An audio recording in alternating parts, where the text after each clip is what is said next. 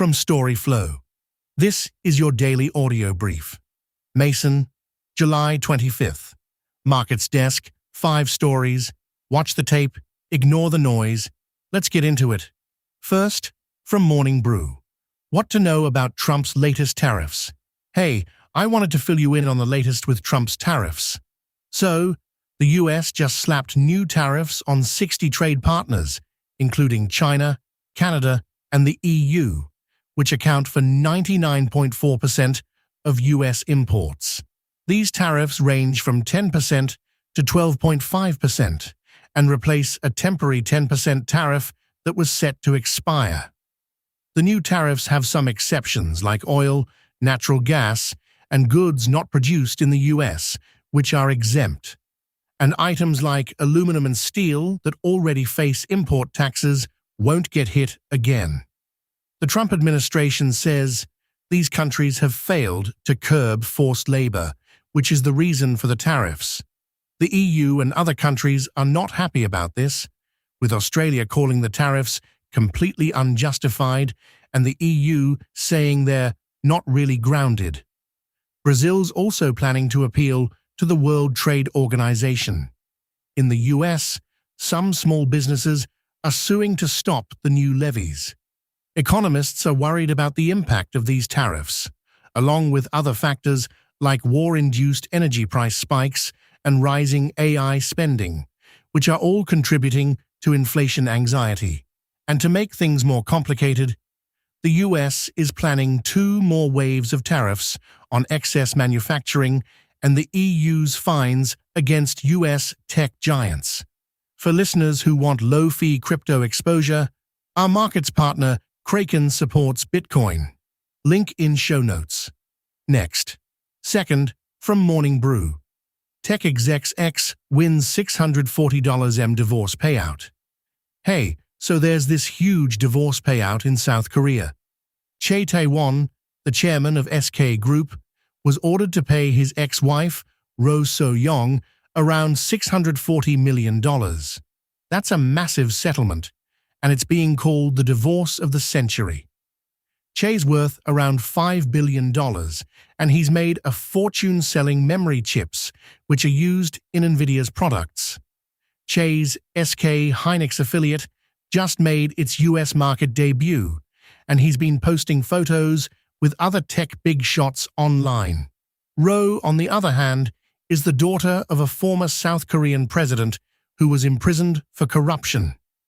The two were married for decades, but Chae left her in 2015 for a younger woman. The divorce proceedings took a decade, and during that time, Chae's net worth skyrocketed thanks to the AI boom. Ro argued she was entitled to more of his wealth, but the court used an earlier valuation to make its decision.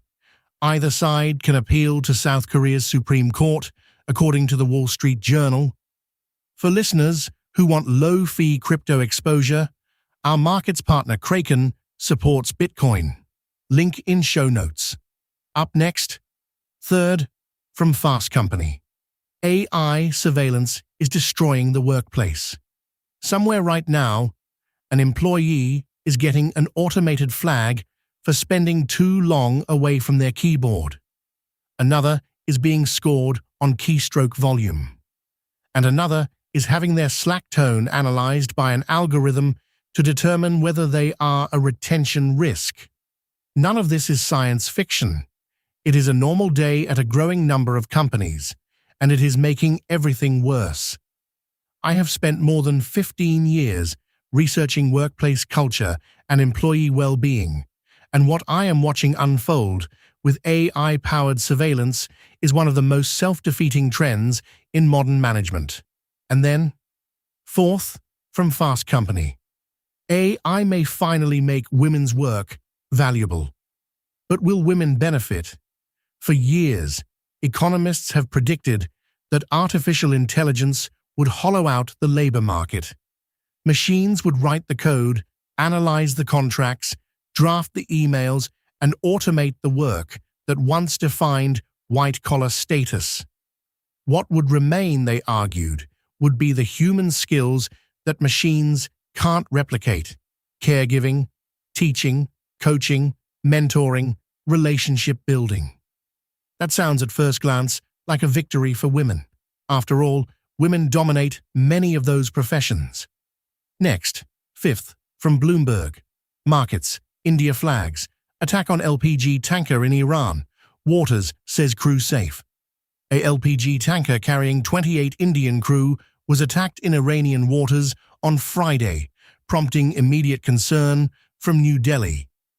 India's embassy in Tehran confirmed it is in close contact with Iranian authorities, monitoring the situation and ensuring the crew's safety. The vessel, en route to deliver LPG, suffered damage, but reports indicate no fatalities, and the crew remains unharmed. Up next, sixth, from Zero Hedge. Humanoid war robot gets advanced AMD-powered AI brain. At the start of February, we began tracking Startup Foundation Robotics after publicly available news reports and ex-posts suggested it could become one of the first U.S. companies to deploy humanoid robots on the modern battlefield. Time later reported that the company's robots had been sent to Ukraine for testing and evaluation, raising the prospect that these warbots could soon reach the front lines in Eastern Europe. Our February 2nd report, Watch, Russian soldiers surrender to gun-wielding robot, humanoid warfare nears, and our February 3rd report, AI's next frontier is physical as humanoid. And then, seventh, from Zero Hedge. Bill Gates ignored repeated warnings and met Epstein 30 times. Roughly 30 meetings took place between Bill Gates and Jeffrey Epstein between 2011 and 2014, even after Foundation staff repeatedly warned about the reputational danger. The review, commissioned by the Gates Foundation and conducted by WilmerHale, found no evidence of payments or illegal activity, but confirmed the volume of contact. Board leaders responded by tightening vetting, conflict of interest rules, and escalation. Next, eighth, from Zero Hedge. These are the world's biggest beer brewers. Beer is the world's most widely consumed alcoholic beverage, but much of it comes from a relatively small group of companies. This visualization, via visual capitalists Melissa Garside, ranks the world's 40 largest beer brewers by production volume using data from the Bath-Haas Report 2024-25. Together, these brewers produced 42.7 billion US gallons of beer in 2024, equal to 86.3% of global production. AB InBev dominated the global beer industry in 2024, producing 13.1 billion US. Up next, ninth, from Zero Hedge. The projects that could ignite the next world war. The most dangerous geopolitical developments of 2026 are not necessarily the weapons that have already been fired, but the systems being constructed in anticipation of the next crisis. Across Europe, the Indo-Pacific, and the Middle East, governments are committing extraordinary resources to military production, strategic infrastructure, weapons procurement, and long-term defense planning, creating a global security environment in which preparation for war has itself become one of the defining features of international politics. And then, 10th, from Business Insider. A federal appeals court rejects Trump's bid to keep in place the $100,000 H-1 billion visa fee. Trump's $100,000 H-1 billion visa fee was blocked by a federal appeals court. A lower court ruled the H-1 billion visa fee is a tax requiring Congress's approval, not the president's. Very few had paid the new fee as employer demand for the visa reduced dramatically. President Donald Trump's plans for H-1 billion visas are running into legal roadblocks. A federal appeals court on Friday refused to revive Trump's $100,000 fee on new H-1 billion work visas, dealing another setback to the administration's effort to dramatically raise the cost of hiring highly skilled foreign workers. The Boston-based First U.S. Circuit Co. That's the read. Watch the tape, ignore the noise, back tomorrow. New here? Grab your own free feed at storyflo.com. It only takes a few seconds.